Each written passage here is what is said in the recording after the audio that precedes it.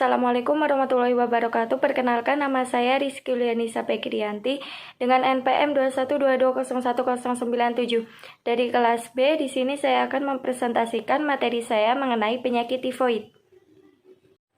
Di sini saya akan membacakan rincian presentasi, yaitu pengertian, penyebab, gejala, dan tanda-tanda jenis-jenis penyakit tifoid, penata laksana, pengobatan, dan pencegahan.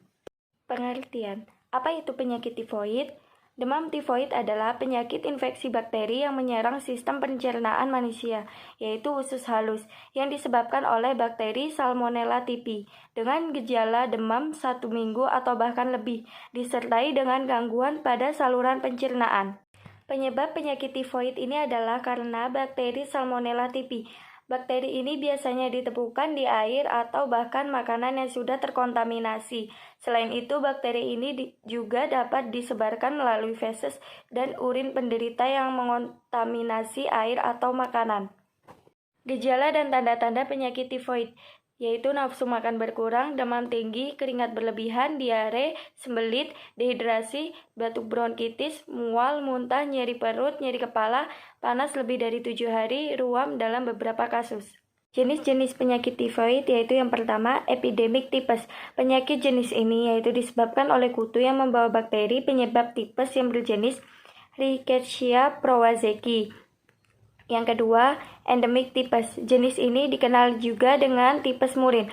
Tipes jenis ini disebabkan oleh kutu yang terinfeksi murin tipes yang menggigit manusia. Yang ketiga, scrub tipes.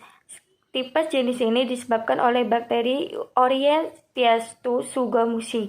Bakteri ini dibawa oleh larva yang ada pada hewan pengerat atau disebut dengan sebutan chiggers.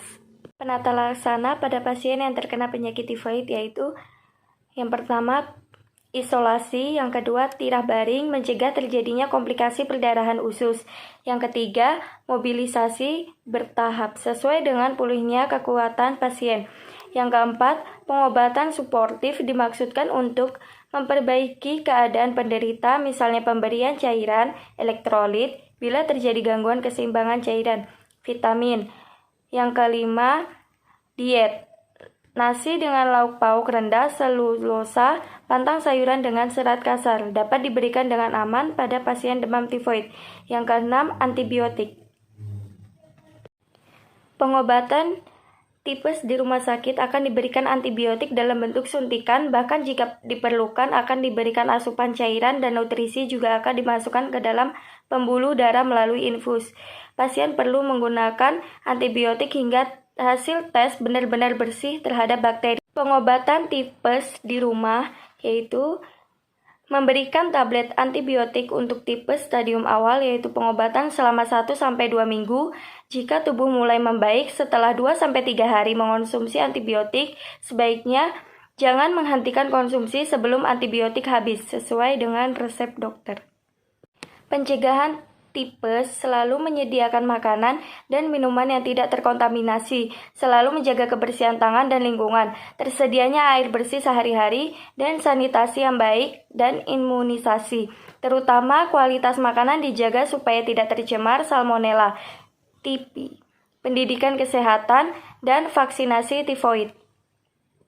Jadi kesimpulannya adalah demam tifoid adalah penyakit infeksi bakteri yang menyerang sistem pencernaan manusia yang disebabkan oleh bakteri Salmonella typhi dengan gejala yang demam tinggi selama 1 minggu atau bahkan lebih, disertai dengan gangguan pada saluran sistem pencernaan. Penularan Salmonella typhi dapat ditularkan melalui berbagai cara, yaitu makanan, jari tangan atau kuku, muntah, lalat, dan melalui feses. Untuk masyarakat luas, pencegahan terbaik terhadap demam tifoid adalah sanitasi yang baik, menjaga kebersihan diri, terutama kebersihan lingkungan. Bagi perorangan, vaksin tifoid efektif untuk menurunkan kemungkinan terjangkitnya bakteri Salmonella typhosa. Saran: mengadakan penyuluhan cara hidup sehat dan pencegahan penyakit demam tifoid kepada masyarakat, terutama masyarakat yang ada di pedalaman maupun yang berada di kota dengan pendidikan yang kurang. Sebaiknya semua penderita tifoid dibawa ke rumah sakit atau pelayanan kesehatan dengan fasilitas yang tersedia lengkap untuk mendapatkan perawatan yang sempurna. Sebaiknya penderita tifoid mendapatkan pengobatan sesuai dengan dosis dan ketentuan pengobatan untuk mencegah terjadinya komplikasi. Sekian presentasi dari saya. Apabila terjadi banyak kesalahan kata, saya minta maaf yang sebesar-besarnya. Terima kasih. Wassalamualaikum warahmatullahi wabarakatuh.